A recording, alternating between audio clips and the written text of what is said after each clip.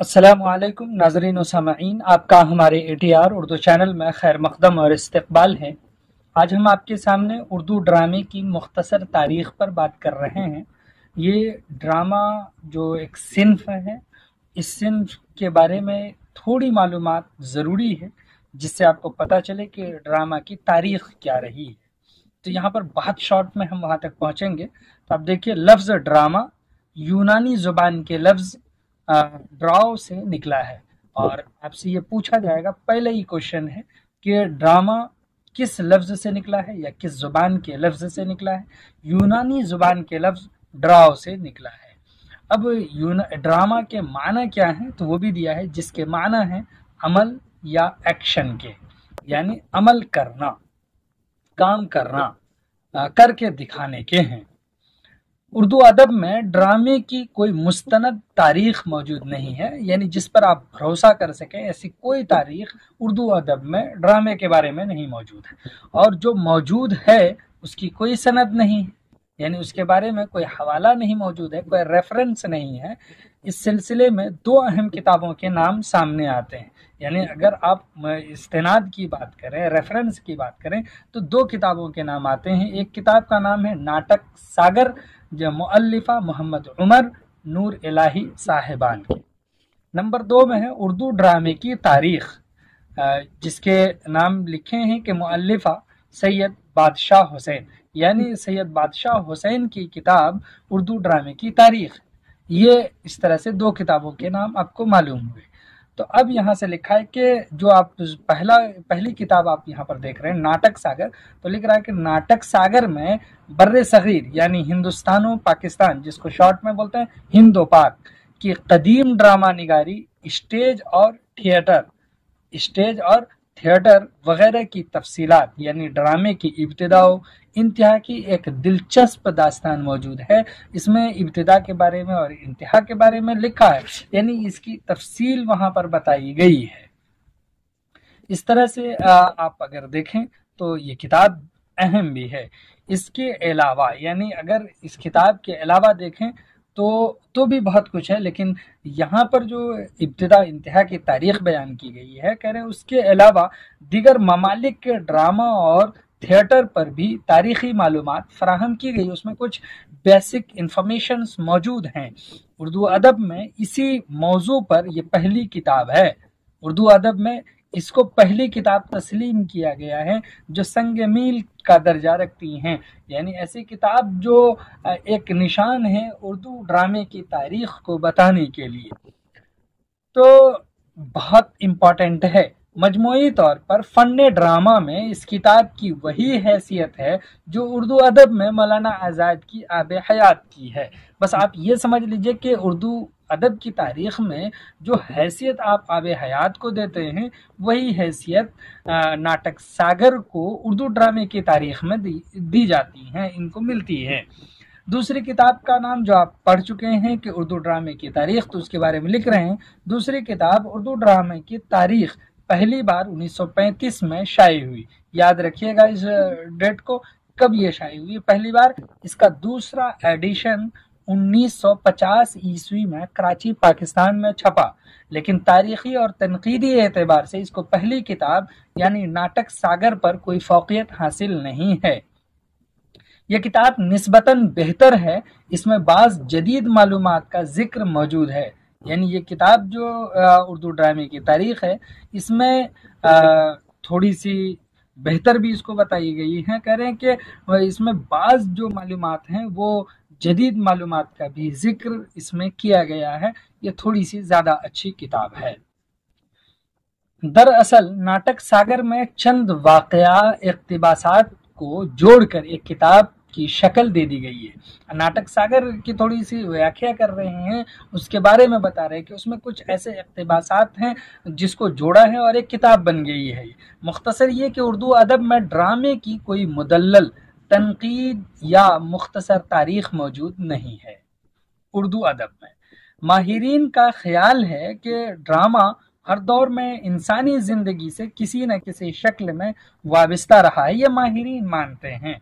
جو بھی ڈرامہ نویس ہیں اور ڈرامے پر تنقید کرنے والے لوگ ہیں وہ اس بات کو تسلیم کرتے ہیں، انہوں نے اس کی طرف واضح اشارہ کر دیا ہے کہ یہ کسی نہ کسی شکل میں ابتدائی دور سے رہا ہے ڈرامہ، جب انسان تہذیب و تمدن سے ناآشنا تھا، جنگلوں میں وحشیانہ زندگی بسر کرتا تھا، اس وقت بھی قبائلی آگ کے گرد جمع ہو کر ناچتے گاتے تھے، نہ صرف یہ کہ بلکہ اپنے جسم کی حرکات سے جذبات و تجربات کا اظہار بھی کرتے تھے، حرکات کے ذریعے سے وہ کرتے تھے، یعنی زندگی کے وہ روزمرہ تجربات جو ان کو جنگلوں میں گھومتے ہوئے، شکار کرتے ہوئے، خونخوار جانوروں سے مقابلہ کرتے ہوئے پیش آتے تھے، اپنے ناچنے گانے اشاروں اور حرکات سے ہو بہو عکاسی کرتے تھے۔ ان جذبات و خیالات کا اظہار ڈرامے کی ابتدائی شکل کہا جا سکتا ہے۔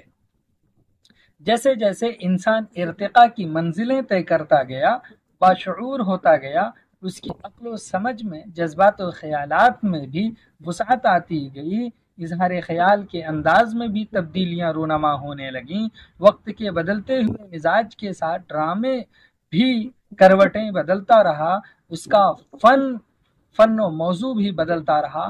20ویں صدی کے آخر تک ڈرامے نے پوری طرح ادبی شکل اختیار کر لی۔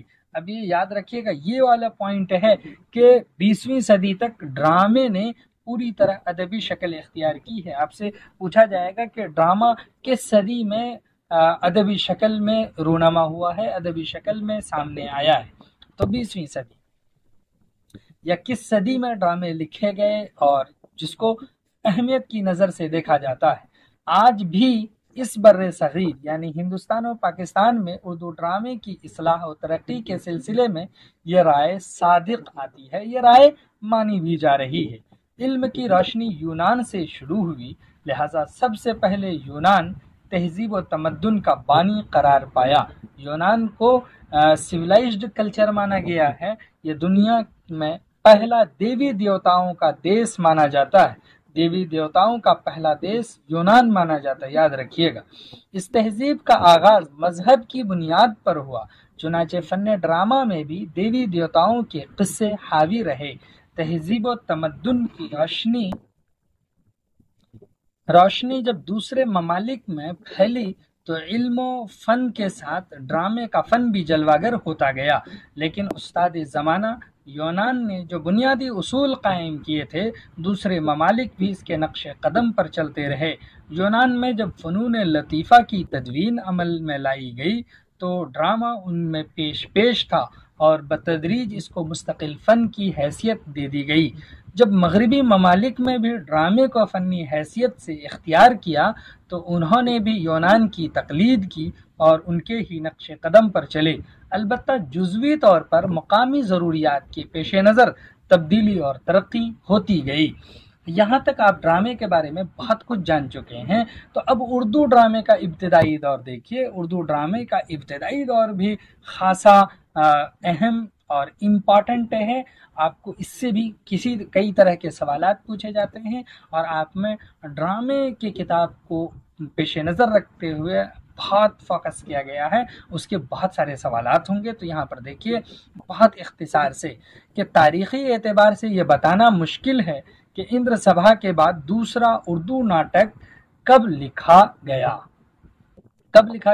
تاریخی اعتبار سے یہ بتانا تھوڑا سا مشکل ہے، اس کا نام کیا تھا اور اس کا مصنف کون تھا، یعنی لکھنے والے کون تھے، لیکن یہ بات تصدیق شدہ ہے کہ بمبئی میں اردو ناٹک کی ابتدا مشرقی بنگال اور اودھ کے بعد ہوئی۔ یعنی یہ کہا گیا ہے کہ یہ بات تسلیم شدہ ہے اور یہ بات ایک طرح سے 100% ٹھیک ہے کہ بمبئی میں اردو ناٹک کی ابتدا مشرقی بنگال اور اودھ کے بعد ہوئی ہے۔ یعنی اس کا مطلب ہے کہ مشرقی بنگال میں اور اودھ میں پہلے اردو ناٹک کی ابتدا ہو گئی۔ اودھ مشرقی تہذیب کا گہوارہ اور اندر سبھا کا مولد تھا۔ اندر سبھا کا مولد مشرقی تہذیب کا گہوارہ کون ہے؟ اودھ ہے۔ اس کے بعد ڈھاکہ، بمبئی اور پنجاب اردو ڈرامے کی تاریخ میں قابل ذکر نام ہے، قابل ذکر ہیں، ان سب کا نام ہم لے سکتے ہیں۔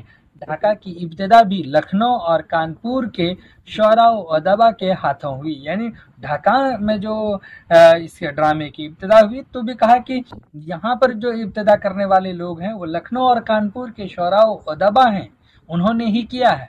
और इब्तिदाई दौर में इंद्र सभा एक मुद्दत तक छाया रहा।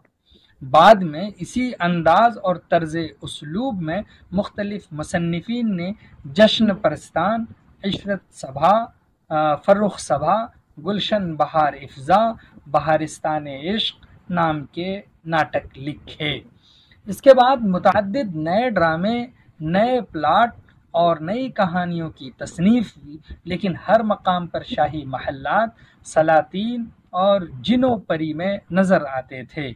आगाज से तकरीबन 30 साल का दौर इसी अंदाज का रहा। यानी ड्रामे की इब्तिदा जब से हुई और 30 साल तक इसी अंदाज के ड्रामे लिखे गए। पारसी स्टेज के अहद में 1885 ईस्वी से 1879 ईस्वी तक के ड्रामा निगार सब पारसी थे, जिनमें खां साहब, नौशेरवां जी, मेहरवान जी आरा का नाम मुसन्निफ व मुतरजिम की हैसियत से काबिल ज़िक्र है। उनके बाद एक नाम अख्तर का भी आता है, लेकिन अख्तर के ड्रामों का पता नहीं चलता। तो ड्रामे के बारे में आपने बहुत तफसीली मालूमात हासिल कर ली है। अगर आपको इससे कोई भी सवाल पूछा जाता है ड्रामे से रिलेटेड तो यहाँ से सॉल्व होंगे, और ड्रामे के बारे में बेसिक चीज़ आपके जहन में बैठ गई है। उम्मीद कि आपको ये अच्छा लगा होगा, तो आप लाइक कीजिए, शेयर कीजिए और चैनल को सब्सक्राइब ज़रूर कीजिए। आपका बेहद शुक्रिया। फिर हम आपसे मिलते हैं एक नए टॉपिक के साथ, बेहतरीन एक्सप्लेनेशन के साथ। तब तक के लिए खुदा हाफिज़, अस्सलामु अलैकुम।